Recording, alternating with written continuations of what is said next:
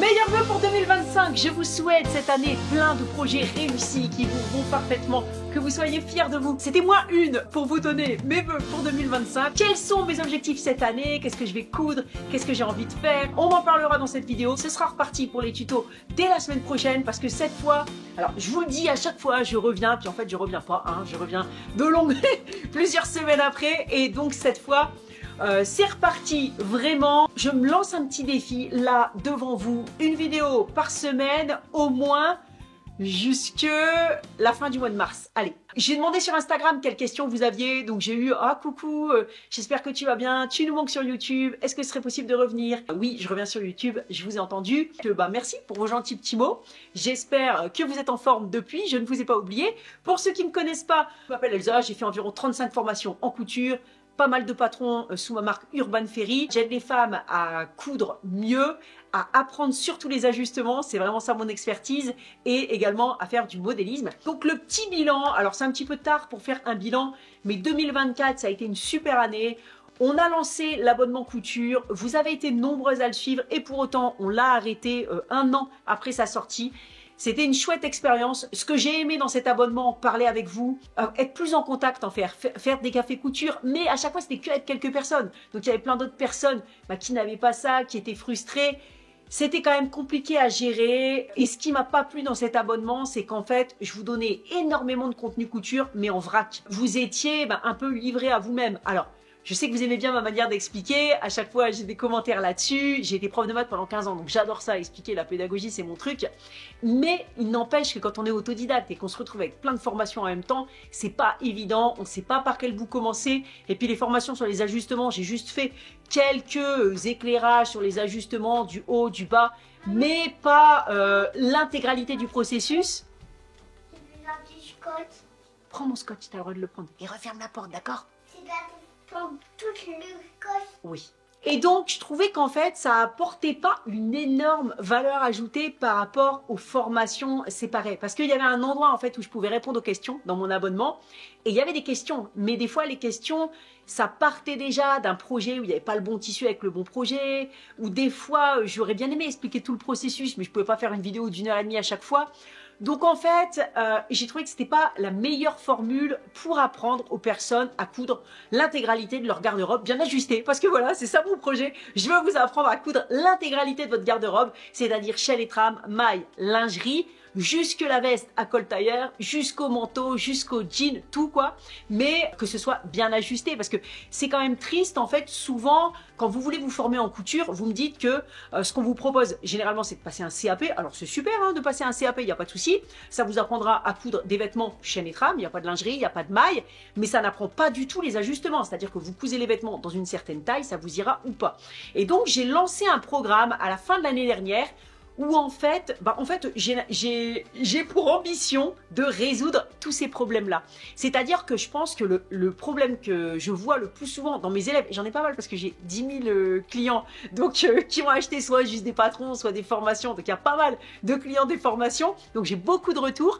Et vous me dites certaines choses. Vous me dites que quand vous apprenez, quand vous suivez des cours en présentiel dans un atelier, donc vous voyez les cours où il y a plusieurs personnes qui viennent, chacun vient avec son projet, et puis il y a une prof de couture. Alors il y a plusieurs problèmes avec ça, c'est que souvent vous me dites que en fait la prof elle est très occupée parce qu'il y a vraiment plein de monde, elle n'est pas forcément disponible pour aider chacun. Ensuite vous me dites que comme c'est vous qui choisissez votre projet, des fois c'est réussi, des fois non, et ça vous laisse quand même, en ayant l'impression que vous n'avez pas compris tout le processus de la couture, vous arrivez, vous cousez un projet ou pas, et souvent comme la prof vous aide, vous dites que vous manquez d'autonomie, et ça c'est super dommage parce que je trouve que ce qu'il faut apprendre en couture, c'est à être autonome, à pouvoir coudre, mais vraiment tout ce qu'on veut, tout ce qu'on a envie de coudre, pouvoir le coudre, et que ça nous aille bien. Et ça c'est le problème aussi, c'est que souvent on n'apprend pas les ajustements. Puis après les cours en ligne, c'est bien, je peux vous en parler, j'en ai fait plein, j'en ai fait environ 35, donc ça c'est bien, mais quand même il faut être super autonome. Je veux dire, là vous apprenez la couture, vous êtes sûrement autodidacte.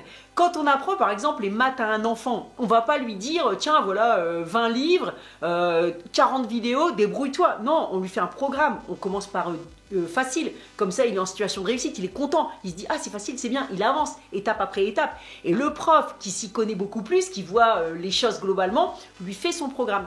Et en fait, Moi j'adore ça parce que j'ai enseigné les maths et donc j'aimais bien.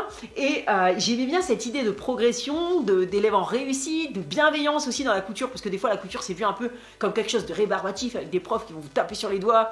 Ça n'empêche pas d'être rigoureux, hein, franchement, mais dans la bonne humeur en vérité. C'est ce que j'ai voulu faire. Et donc cette année, mon gros programme, alors j'en parle là, mais ce sera pas pour tout le monde parce que déjà il y a un nombre de places limité forcément, parce que on accompagne les personnes vraiment de façon individuelle, chacune avec leur projet, chacune avec leur morphologie, chacune avec leur problématique d'ajustement, mais sur un cursus global de 10 mois, où on commence au pantalon de pyjama et où on arrive, on a cousu l'intégralité de la garde-robe et en faisant les ajustements. Et ce sont des choses là que j'ai pas expliquées dans mes formations. Moi je suis pour les ajustements en fait. Ce que j'ai envie qu'on fasse, c'est qu'on ajuste le plus possible sur le papier, à plat, parce que déjà, tout ce qu'on fait sur le papier, c'est ça de moins à faire après. Ensuite, on a plein d'autres techniques. Bon, là, je vous en dis pas plus, tout est dans la formation. En tout cas, je voulais vous en parler parce que c'est mon gros projet. C'est ça qui a fait que j'ai pas été sur YouTube pendant quelques mois là, parce que ça a mis beaucoup de temps en mise en place. C'est hyper chronophage, c'est hyper intéressant. Je suis trop contente. Les personnes qui sont dans le programme, elles sont vraiment géniales, hyper bienveillantes les unes avec les autres. Il y a une ambiance incroyable. Et franchement, ça me fait chaud au cœur de voir leur réussite. Je vous cacherai pas, je leur ai pas dit, mais je vous cacherai pas qu'il y a certaines choses que j'ai vues. Des fois, j'avais presque les larmes aux yeux en me disant... Mais c'est fou quoi, telle personne qui avait jamais réussi à se coudre un vêtement, qui lui allait vraiment, et je vois que ça lui va bien et qu'elle est heureuse, et je suis trop contente de faire ça, et c'est pour ça que je regrette pas d'avoir arrêté l'abonnement et d'avoir commencé ce programme, même si ça va concerner moins de monde. Voilà, donc si jamais ça vous intéresse, je vous mets le lien en dessous, vous discuterez avec Franck, en fait, c'est ça, c'est pas... en fait un produit où hop, vous mettez dans un panier, vous le prenez, puis voilà, en fait on discute avec vous pour voir si le programme peut vraiment vous convenir, parce que en fait, déjà, je veux seulement des personnes qui réussissent parce que je veux qu'elles sortent du programme en étant hyper heureuses, en se disant, voilà, j'ai atteint mon objectif. Donc en fait, si déjà ça ne vous convient pas, si on croit que vous n'allez pas forcément réussir, alors on n'est pas forcément bon juge pour ça, mais on discute avec vous. Et donc la discussion, elle est prise évidemment d'un commun accord. Et donc je vous mets le lien en dessous, vous pourrez discuter avec Franck ou avec moi pour voir si ce programme peut être fait pour vous. Ensuite, niveau couture, personnel, qu'est-ce que je vais faire? Les futurs projets de Kia, bon évidemment, je vais devoir coudre pour mes enfants, je vais devoir coudre les petites choses qu'on se coud, qu'on aime bien se coudre, des chemisiers, etc. Mais dans les belles pièces, j'aimerais bien déjà me coudre un blazer en maille. J'ai jamais cousu un blazer en maille, or je pense qu'avec une maille qui a pas mal de tenues, comme une maille Milano, ça doit être super confortable et en même temps très chic. Donc cette année, je couds ça, j'ai repéré 2 patrons. Donc c'est des patrons, ce sont des patrons Burda. Alors je me suis renseignée sur le vocabulaire et quand on a une veste comme ça, un blazer, donc une veste à col tailleur, cintrée avec des poches sur le côté comme ceci. Alors là, elles sont pas sur le côté, elles sont droites, mais on a des poches passe-poil à rabat. Alors on voit pas, est-ce que ce sont des poches passe-poil à rabat ou juste des poches à rabat? Juste des poches à rabat apparemment, mais ça s'appelle une veste d'équitation. Et regardez, c'est rigolo, Burda, il présente la jeune fille sur un cheval et je trouve cette veste ultra classe. Donc j'ai repéré 2 modèles, soit celui-là, soit celui-là. Bon là, les photos, j'aime moins, mais le col, en fait, il est pas mal, il est plus discret. Peut-être que ça m'irait mieux. Après, celui-là, je trouve qu'il a beaucoup de caractère. Alors là, c'est un col châle. Donc non, c'est pas une veste d'équitation, en fait, je dis n'importe quoi. C'est une veste, un blazer, mais à col châle. Et les 2 sont très jolis, les 2 me plaisent bien. Là, je trouve les découpes princesse super. Donc avec en plus ici des pinces qui partent des poches, ici ça peut vraiment être très joli, un double boutonnage mais juste sur une ligne, je trouve ça super bien et franchement la veste elle a beaucoup de caractère. Ensuite je voudrais me coudre un pantalon. Alors j'ai refait récemment un petit peu de morphologie et je me suis dit qu'il faut que j'arrête de mettre des pantalons trop moulants, ça ne me va pas, j'ai une morphologie en V, il vaut mieux que j'ai des pantalons larges. J'ai repéré quelques modèles, celui-là il est vraiment super large mais moi j'ai besoin de rajouter du volume aux hanches donc ça peut être pas mal et donc là on a un pantalon très large et je trouve que c'est assez original d'avoir des poches paysannes sur le devant avec 2 petites pinces comme ça au-dessus. Donc en plus ça doit être sympa pour l'ajuster. On a avec les 2 petites pinces là, je pense que je vais passer un bon moment en ajustement également. J'en ai repéré un autre ici. Alors celui-là c'est pour avoir un pantalon. Moi j'aime bien ce genre de pantalon un peu hybride. Là on a un pantalon donc il est en crêpe donc il fait très chic et pourtant il a une taille élastiquée et des poches italiennes et il doit être ultra confortable. Il est assez large, je trouve que la coupe, elle est pas mal aussi. Et ensuite, j'ai un énorme coup de cœur pour ce jean. Ça fait pas mal de fois que je regarde ce modèle. Je le trouve ultra beau. Donc, double boutonnage sur la ceinture, poche italienne. Alors c'est un jean, il n'a pas tous les attributs du jean, la poche ticket, etc. Mais je trouve qu'il est ultra chic. Il a une découpe horizontale. Voilà, mais ça permet d'avoir énormément de volume en dessous. Je trouve qu'il a beaucoup de cachet, franchement. Je trouve que j'aime bien comment il est porté là, avec le t-shirt et la petite veste en jean. Celui-là, je veux le coudre, ça c'est sûr et certain. Et puis j'avais repéré aussi cette petite veste. Je trouve que c'est toujours pratique, les petites vestes un peu courtes. Moi j'aime bien, j'aimerais bien la faire. En plus, elle a pas mal d'aisance, donc à mon avis, c'est tout à fait possible de la faire en fausse fourrure. Et j'avais eu aussi un mouton là qui venait de Katia Fabrique. Et ça pourrait être pas mal pour cette veste-là. Donc pourquoi pas avoir là, le blanc, il me plaît bien aussi si je pouvais trouver du blanc. Donc je la trouve jolie. Regardez, elle est toute simple, zippée, avec un col plat au bord légèrement arrondi. Voilà, c'est vraiment pas mal. Donc voilà pour les belles pièces que j'ai envie de coudre cette année. Ah oui, et puis dans les blazers, j'ai le patron en fait de la veste salaire de Pauline Alice. Et peut-être que je vais le coudre parce que je le trouve pas mal. Franchement, regardez, il lui va bien. C'est une marque de patron que j'aime bien, c'est une créatrice que j'aime bien. Je trouve qu'elle fait des jolies choses et qu'elle a l'air sympa. Voilà, et donc j'ai ce patron en stock. Peut-être que je le coudrai, à voir. Bah malheureusement, j'ai pris quelques kilos. Alors ça m'enchante pas non plus parce que en fait, j'ai mal aux genoux depuis. J'ai fait 2 marathons l'année dernière et en fait le deuxième, je me suis pas très bien entraînée. Il y a un moment, j'ai arrêté, j'ai repris trop fort. Et puis au marathon, il y a un truc qui s'est pas bien passé juste au milieu et en fait j'ai commencé vite et j'ai fini. Ben en fait, j'avais super mal aux genoux et depuis. Bon bref, je vais, ça suit son cours, mais en tout cas j'ai pas recouru et donc j'ai un petit peu grossi, donc j'ai des choses à ajuster. J'espère que je vais remincir, mais moi je suis pour une chose, c'est on coud toujours à sa taille. On n'attend pas d'avoir maigri, on n'attend pas de changer. Le vrai moment, c'est maintenant, on coud pour soi. Donc je remplis les fesses de mon pantalon, je vais me recoudre quelques pantalons du coup, donc j'ai quelques petites choses à coudre et ça m'arrange bien parce que j'adore ça. Voilà, donc ce sera l'occasion de refaire aussi un peu d'ajustement pour moi.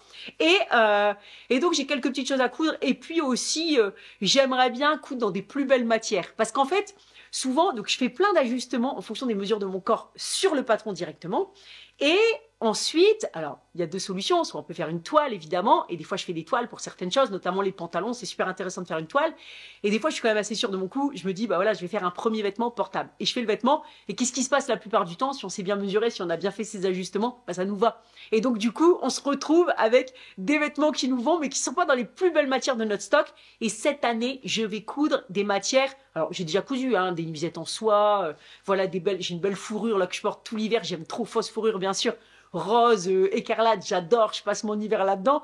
Mais justement, je veux vraiment privilégier, je vais coudre les plus belles matières de tout mon stock. Alors en fait, pour tout de suite mettre en application ce que je vous ai dit, que j'allais coudre mes beaux tissus, eh bien je suis allée faire un inventaire de mon stock et en fait j'en ai plus tant que ça. Donc c'est à se demander si je ne vais pas devoir faire du shopping tissu. En tout cas, il y a cette jolie soie très très fine que, regardez comme c'est beau, oh là là, c'est tellement magnifique comment ça tombe, mais qui est transparente en fait, c'est pour ça que je ne l'ai pas cousu plus tôt, mais je me dis il faudrait prévoir presque un petit bustier à mettre sous un chemisier, mais bon ça je le voyais en petit haut, hein, et je le vois en petite chemise très délicate, imaginez avec les petits détails comme ça peut être beau, vraiment une chemise ultra légère, j'aime beaucoup, et puis ça c'était de la soie que j'avais achetée quand j'étais allée au Vietnam, et donc je la trouve très belle.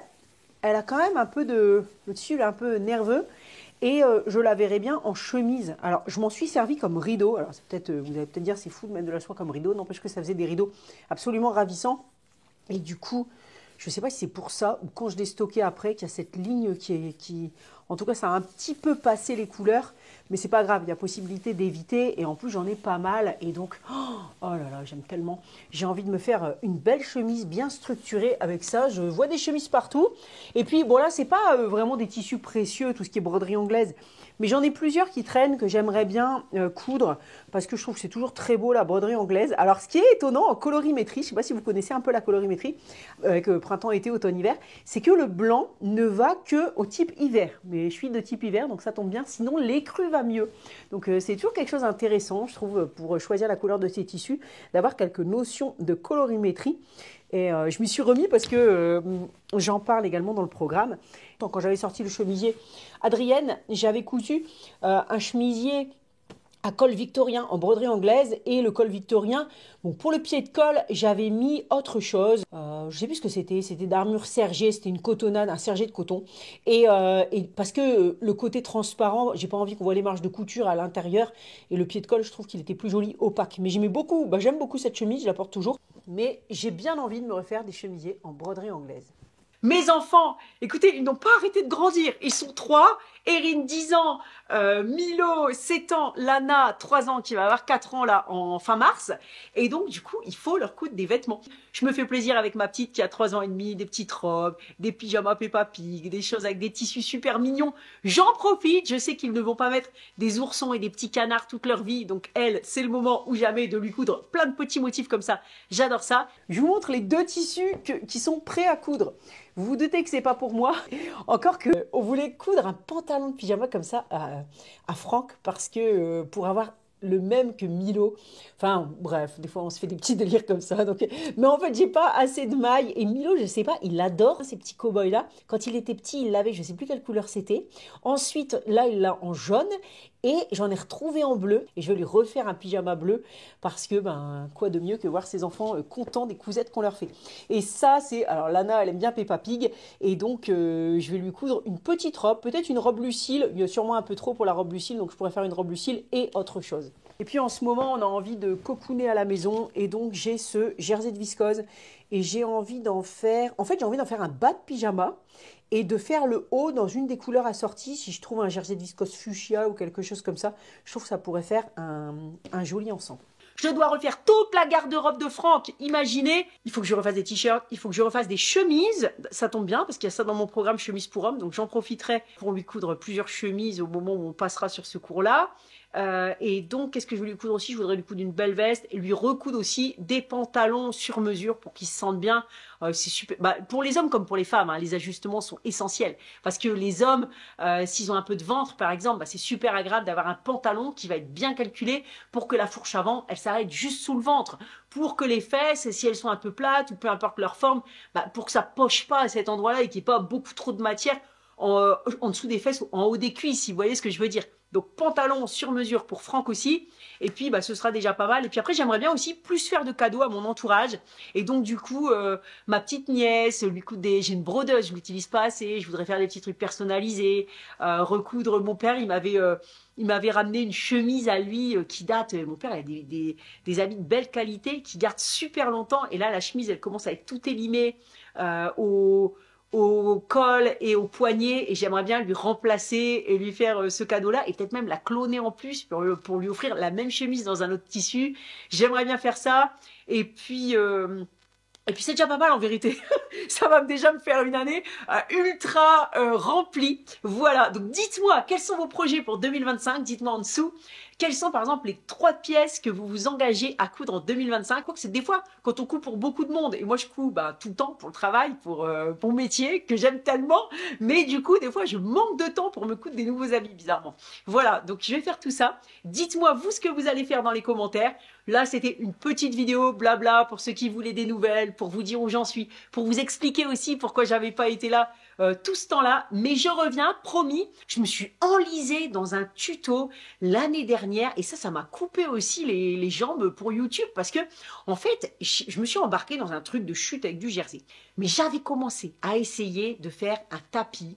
Alors, on était parti dans le tapis. Après, c'était tellement long que je me suis dit, on laisse tomber, on fait un dessous de plat. Et même le dessous de plat, ça n'allait pas. Alors, au début, j'avais pas compris que je mettais tout en dessous, au-dessus, en dessous, au-dessus. Et j'avais pas alterné. Donc, je refais un deuxième dessous de plat. À chaque fois, on prenait un cerceau, on mettait des cordes. En plus, j'avais tout bien filmé et tout. J'aurais mieux fait de faire un tapis entier avant. Mais en fait, c'était tellement long comme projet que je me suis dit, je vais pas faire un tapis. Puis, si tout fonctionne bien, en refaire un autre à la caméra, je vais tout de suite filmer. Grave erreur, ne jamais faire ça. D'habitude, en plus, bien sûr, je fais un premier exemplaire pour vérifier que tout est bien OK avant d'avoir plus que les plans à faire. Et là, du coup, ça n'a rien donné. Mais une fois, 2 fois, et j'aime pas lâcher comme ça. Donc, je me suis engouffrée là-dedans et j'ai passé un temps fou à vous filmer des choses que vous ne verrez pas. Je vais vous mettre quelques petits rushs là pour que vous voyez enfin, ce que je vous... Je vais y arriver pour que vous voyez de quoi je vous parle. Mais ça n'a rien donné. Je laisse tomber. Je suis démotivée avec ça. Et à un moment, j'ai bien serré. Ça commençait à aller et tout. Et en fait, le tapis, il se recourbait vers le haut. Et donc, je me suis dit, c'est pas grave. Je vais dire que c'est un, je vais dire que c'est un saladier. Mais vous méritez mieux que ça. Donc, je vous le mets pas sur YouTube. Et du coup, c'est pour ça aussi que j'ai passé beaucoup de temps. Et ça vient de août. Donc, en fait, ça m'a beaucoup freiné parce que je continuais, je m'acharnais, je m'engouffrais dans mon erreur. Je croyais que j'allais y arriver. Et j'ai failli tout reprendre en faisant des longs fils, en cousant des chutes de jersey et en le crochetant pour créer des tapis.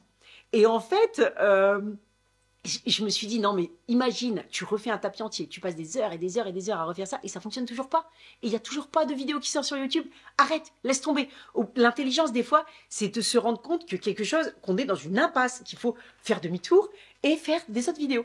Et c'est pour ça que je reviens avec des choses qui ne seront pas des tapis, des dessous de plat et des saladiers en chute de jersey. Il y aura une petite vidéo chute de jersey quand même, mais donc je vous montrerai tout ça bientôt.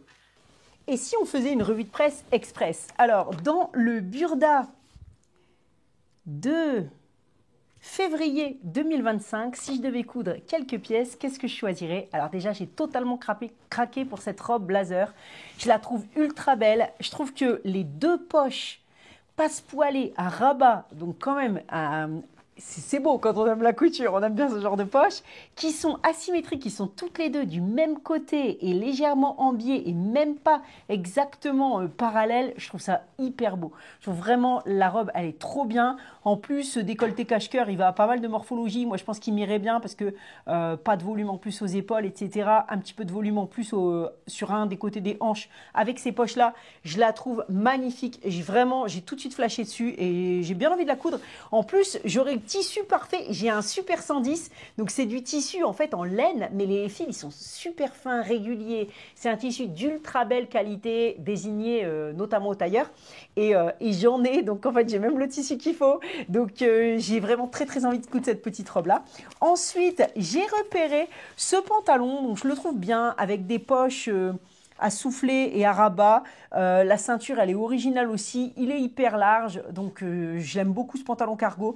J'aime bien ce petit top en jersey, parce qu'un petit top en jersey, bon, c'est basique. Mais là, il y a quand même la fente sur le poignet avec les pressions. Je trouve ça vraiment le petit détail qui donne le petit plus.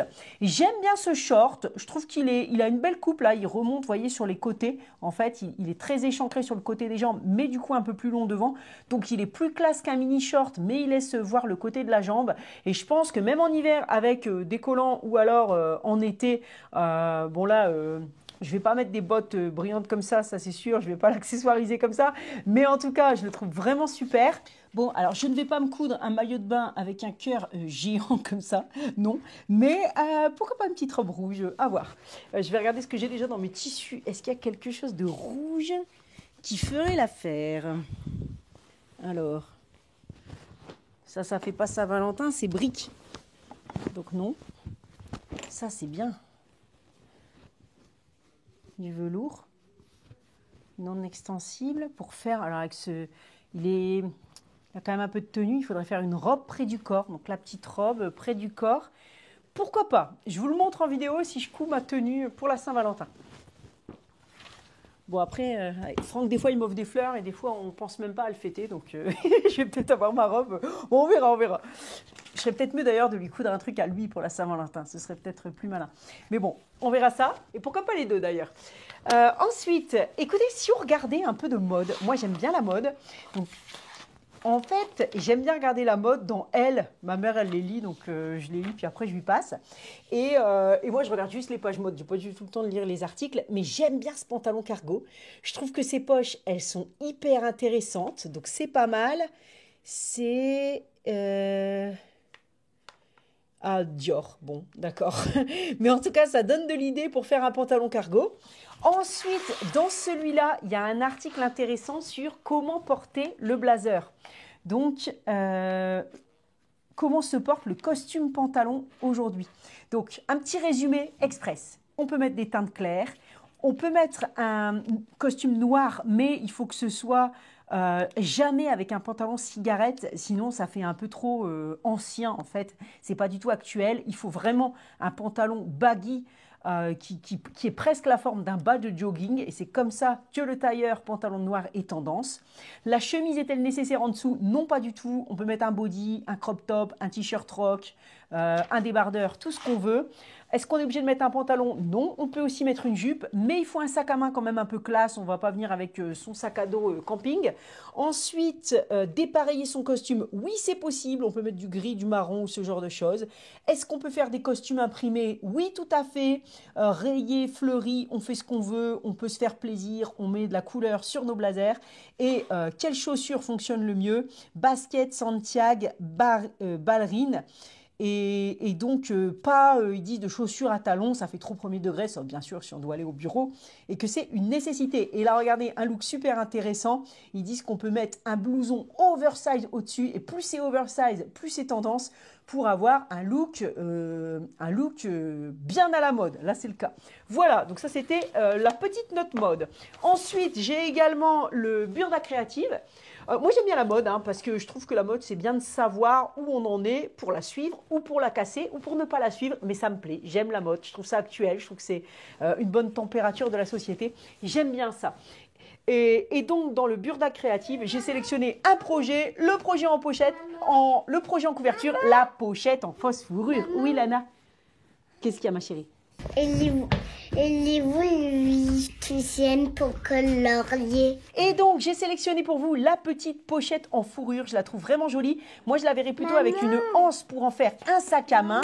Et donc, on a un petit pas à pas dans le Burda Créative. Bon, en tout cas, vous m'avez manqué. Je suis super contente de revenir par ici. Dites-moi si vous avez des idées de tutos, des choses que vous voulez voir, des questions sur le programme, sur autre chose, etc. Et je serai ravie de vous retrouver dès la semaine prochaine. J'en ai pris l'engagement sur YouTube ou peut-être sur Instagram, Urban Fairy Patterns, si vous le voulez bien. À bientôt!